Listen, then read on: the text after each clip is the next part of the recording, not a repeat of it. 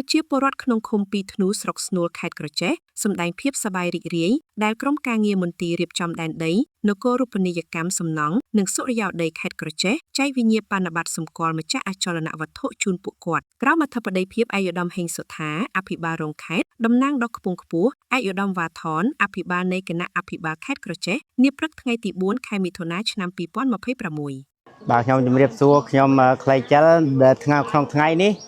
ខ្ញុំបានមកទទួលប្លង់កម្មសិទ្ធិរបស់ផ្ទាល់ខ្លួនក្រុមការងារបានមកចែកប្លង់ឲ្យជីវរដ្ឋបានកម្មសិទ្ធិពេញសិទ្ធិហើយក្នុងថ្ងៃនេះខ្ញុំទឹកក៏ស្នំពរត្រេកអរយ៉ាងជ្រាលជ្រៅក្រុមការងារទាំងអស់ដូចជាលោកខាងសុរិយោដីខាងមេឃុំខាងក្រសួងទាំងអស់ដែលបានអញ្ជើញចូលរួមក្នុងថ្ងៃនេះសូមត្រេកអរបានយ៉ាងជ្រាលជ្រៅដែលបានចូលចែករំលែកប្លង់ក្នុងថ្ងៃនេះយើងខ្ញុំទាំងអស់ខាងស្រុកឃុំពីធ្នូស្រុកស្នួលខេត្តក្រចេះនេះបាទពុទ្ធស្មារតីទាំងអស់ច្រាបបាពើអីនេះសូមមកជើញបើកប្លង់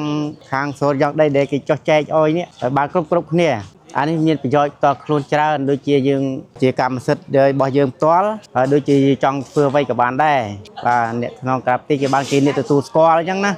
ខ្ញុំសូមអរគុណណាស់ដែលបានថ្នាក់ដឹកនាំនេះបានមកធ្វើប្លង់ឲ្យជាបរដ្ឋហើយបានគ្រប់គ្នានេះដែលស្ដេចនាយករដ្ឋមន្ត្រីហ៊ុនម៉ាណែតអីនោះហើយនឹងលោកពុកសម្ដេចតេជោនេះសូមជូនពរឲ្យសុខភាពល្អសំណាងល្អឲ្យគ្រប់ពេលវេលាថែរក្សាកូនចៅដែលមលុបជាជារតរៀងទៅនេះបាទអរគុណនេះគាត់ចាថ្ងៃនេះដែរនៅឃុំពីធ្នូហ្នឹងយើងបានរៀបចំពិធីប្រគល់វិញ្ញាបនបត្រសិប្បករម្ចាស់ចលនាវត្ថុជូនដល់ប្រជាពលរដ្ឋចំនួន4ភូមិមានភូមិជើងឃ្លូថ្មហាវាក្រហមភូមិថ្មហាវានិងភូមិប្រវាញចំនួន1871បានក្រោមអធិបតីភាពឯកឧត្តមហេងសុថាអភិបាលរងខេត្តតំណាងឯកឧត្តមវ៉ាថនអភិបាលនៃគណៈបាលខេត្តកញ្ចេះ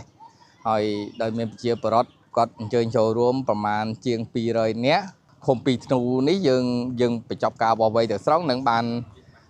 ចេញបានចំនួន2លើកហើយបានចំនួន2លើកហើយបងប្អូនប្រជាពលរដ្ឋរបស់យើងបានមកទទួលបានហ្នឹងបានជាងពាក់កណ្ដាលពីមុនហ្នឹងយើងបានបកគោវិញ្ញាបនបត្រ4ភូមិហើយបច្ចុប្បន្នយើង4ភូមិទៀតបាទ4ភូមិទៀតហើយចប់ទាំងស្រង់ហើយក្នុងឃុំពីធ្នូទាំងមូលនេះបាទខ្ញុំបាទឈ្មោះទុនគង់ជាមេឃុំពីធ្នូបាទសូមថ្លែងអំណរគុណយ៉ាងជ្រាលជ្រៅបំផុតចំពោះរដ្ឋាភិបាលដែលបានរៀបចំបាទវោះវែងដីធ្លីជាដាក់កម្មព័ន្ធជូនប្រជាពលរដ្ឋបានន័យថាធ្វើឲ្យប្រជាពលរដ្ឋទាំងអស់បាទក្នុងនាមប្រជាពលរដ្ឋក៏ដូចក្នុងនាមក្នុងតសូមថ្លែងអំណរគុណចំពោះរដ្ឋាភិបាលក៏ដូចជាថ្នាក់ខេត្តហើយបាទអបាលខេត្តស្រុកទាំងអស់បាននឹងក្រុមការងារដែលកន្លងមកបានយ៉ាងសកម្មចូលរួមក្នុងការវាស់វែងរបស់ប្រជាពលរដ្ឋយើង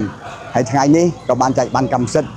បងប្អូនកាន់តែថ្លែងអំណរគុណយ៉ាងជ្រាលជ្រៅបំផុតទៀតថែមទៀតបាទចំពោះបញ្ហានេះបាទសូមអរគុណ